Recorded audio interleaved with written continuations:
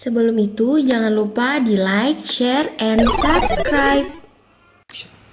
Assalamualaikum warahmatullahi wabarakatuh. Halo teman-teman, selamat datang di channel Unique Das Project, peduli, mandiri, dan bermartabat. Nah teman-teman, di video kali ini saya akan membahas tentang beberapa hal unik yang terjadi di dunia beserta fakta-fakta unik. Saya sendiri baru tahu teman-teman. Jadi mari kita simak bersama-sama video berikut ini. Nah teman-teman, di video pertama ada si cantik burung flamingo. Siapa sih yang tak kenal dengan burung flamingo? Yaps, burung ini sangat populer berkat warna pink yang menutupi hampir sekujur tubuhnya. Meski bukan burung Indonesia dan belum pernah melihatnya secara langsung, kita sudah sering mengenalnya ya teman-teman. Burung-burung rawa tropis memiliki kaki panjang dengan lutut yang melengkung ke belakang, serta leher panjang melengkung. Flamingo sendiri dikenal sebagai burung yang gemar hidup secara berkoloni. Namun, masih ada beberapa fakta menarik tentang burung yang jenjang ini. Mengutip dari beberapa sumber, inilah beberapa hal tentang flamingo yang perlu kita ketahui. Flamingo dewasa memiliki tinggi badan sekitar 4 hingga 5 kaki atau 121 sampai 152 cm. Tetapi beratnya hanya berkisar antara 4 dan 8 pon atau 1,8 hingga 3,6 kg. Yang kedua, kata flamingo berasal dari kata bahasa Latin flamenco yang berarti api dan mengacu pada warna terang dari bulunya. Burung flamingo sendiri sebenarnya terlahir dengan warna abu-abu dan secara bertahap berubah menjadi merah muda karena hidup diet mereka. Flamingo hidup di alam liar dengan memakan ganggang biru hijau dan udang air asin, di mana keduanya mengandung zat kimia yang disebut kantaksatin. Karena mengkonsumsi ganggang biru hijau dan udang air asin, kuning telur flamingo pun berwarna merah muda.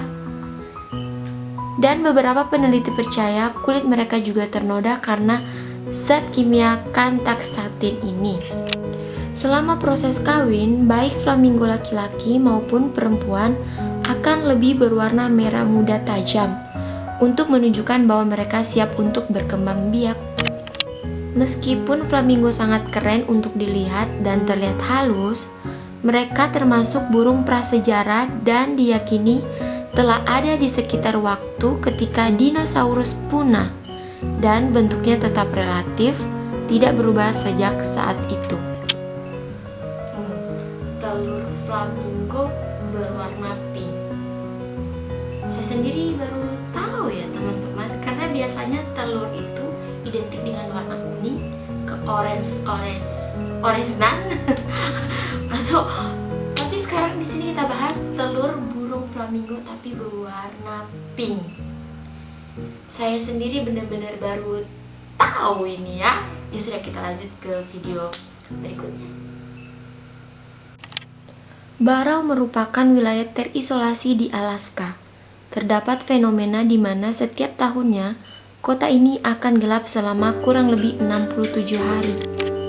Tidak semua wilayah terjangkau oleh cahaya matahari sepenuhnya. Salah satunya adalah wilayah kota Barrow, Alaska.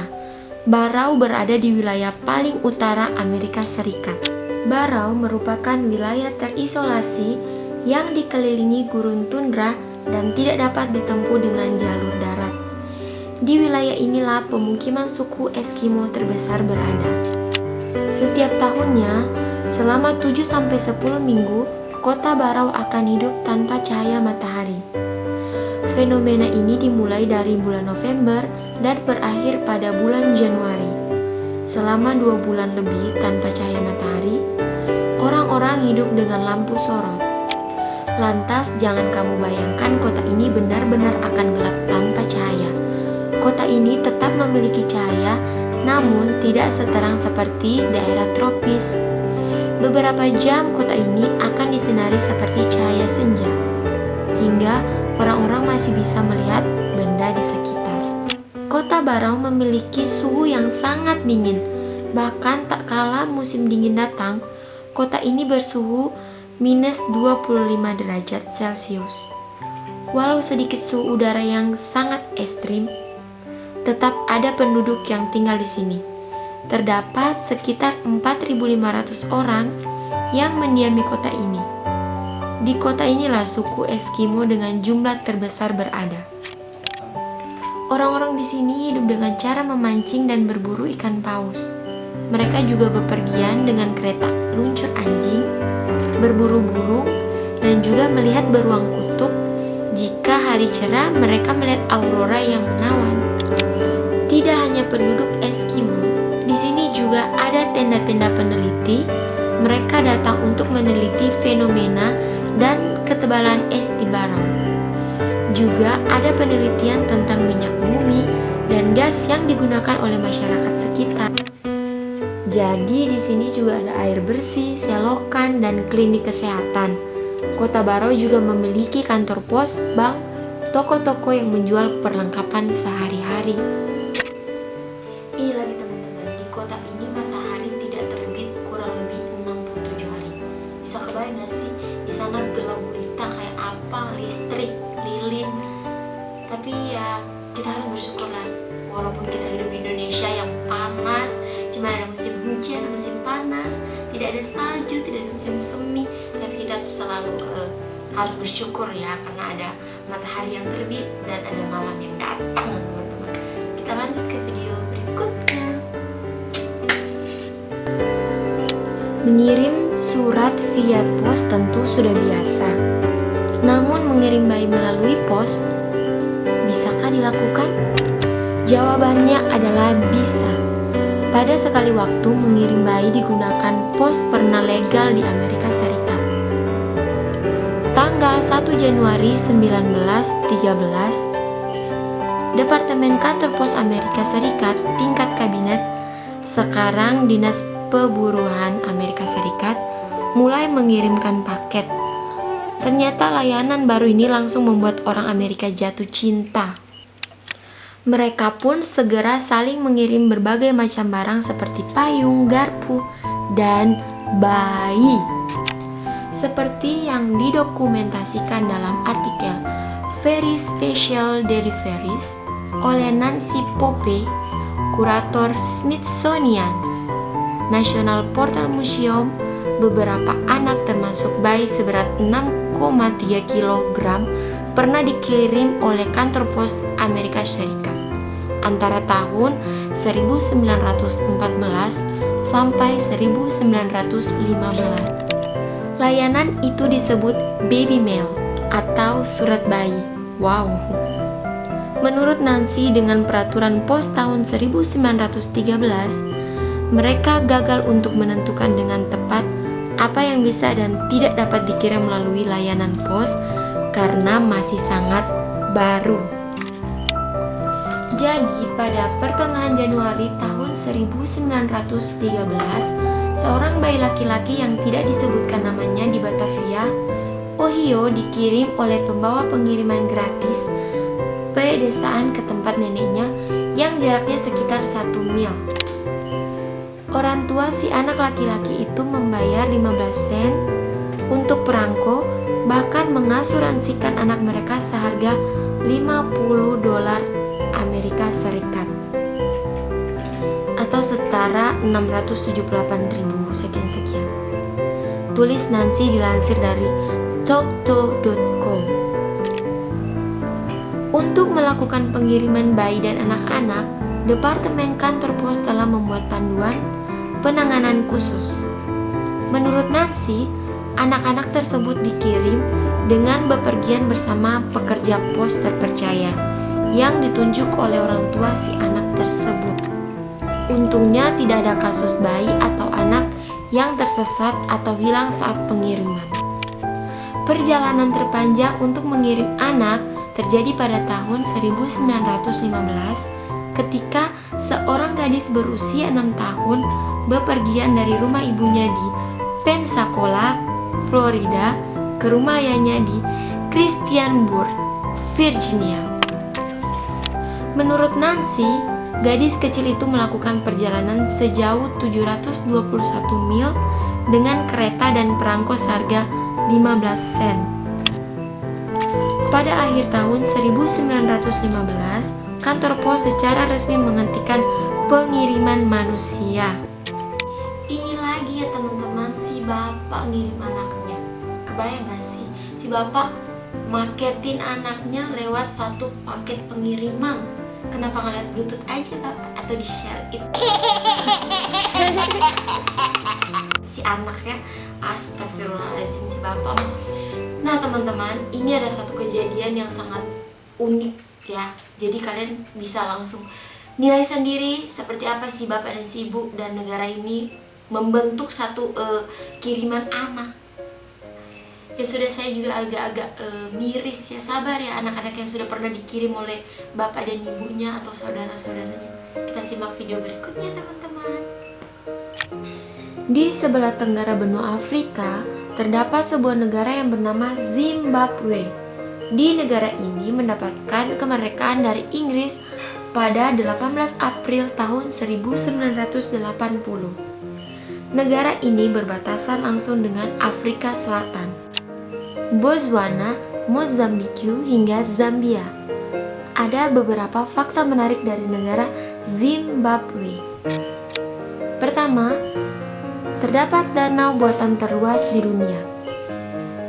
Danau Kariba yang terletak di perbatasan Zimbabwe dan Zambia merupakan danau buatan terluas di dunia. Danau ini memiliki panjang 220 km dan lebar 40 km. Kedalaman danau ini pun mencapai 318 kaki. Danau ini didesain oleh seorang insinyur asal Prancis, André Cogne. Akibat pembuatan danau ini, sudah terjadi 10 gempa yang terjadi di sekitar kawasan tersebut. Zimbabwe merupakan salah satu negara yang paling teredukasi di benua Afrika. Berdasarkan data UNESCO, Institute of Statistics, Zimbabwe merupakan salah satu negara di benua Afrika yang memiliki tingkat edukasi yang tinggi. Pada tahun 2015, tingkat literasi di negara ini mencapai 87%. Hal ini menjadikan Zimbabwe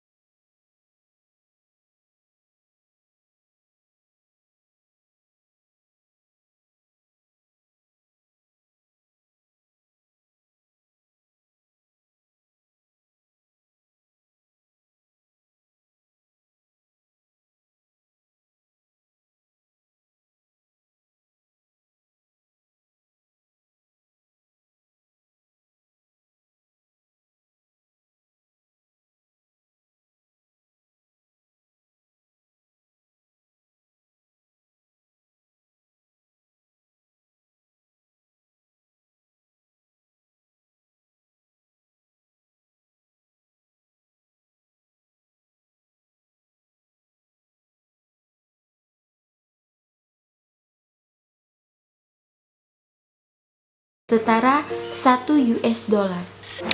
Zimbabwe jatuh dalam krisis ekonomi yang mendalam setelah Presiden Robert Mugabe mengeluarkan kebijakan radikal soal distribusi lahan pada akhir 1990-an dan awal 2000-an.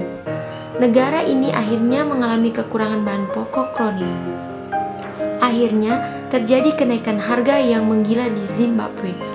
100 miliar dolar di Zimbabwe cuma cukup beli 3 butir telur. Nilai mata uang dolar Zimbabwe hancur berantakan setelah negara tersebut dilanda krisis ekonomi dan hyperinflasi pada tahun 2008 dan 2009 silam. Mata uang Zimbabwe menjadi tidak bernilai karena Bank Sentral Zimbabwe terus mencetak uang untuk menutupi defisit anggaran yang mendalam. Akibatnya, 1 US dollar setara dengan 35.000 triliun dolar Zimbabwe. Uang triliunan dolar Zimbabwe sangat tidak berharga di sana. Buktinya, uang 100 miliar dolar Zimbabwe hanya cukup untuk membeli 3 butir telur ayam. Danau berwarna merah muda di Australia Barat atau disebut Lake Hillier.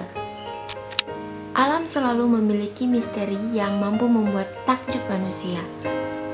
Begitu halnya dengan eksistensi sebuah danau unik di negara bagian Australia Barat yang memuat air berwarna merah muda, di mana sekilas warnanya menyerupai visual milkshake atau susu kocok stroberi. Dinamai Lake Hillier, danau ini pertama kali ditemukan oleh Angkatan Laut Kerajaan Inggris pada tahun 1802 dan berlokasi di Middle Island, yang merupakan bagian dari gugusan kepulauan Resersea di pesisir selatan negara bagian Australia Barat.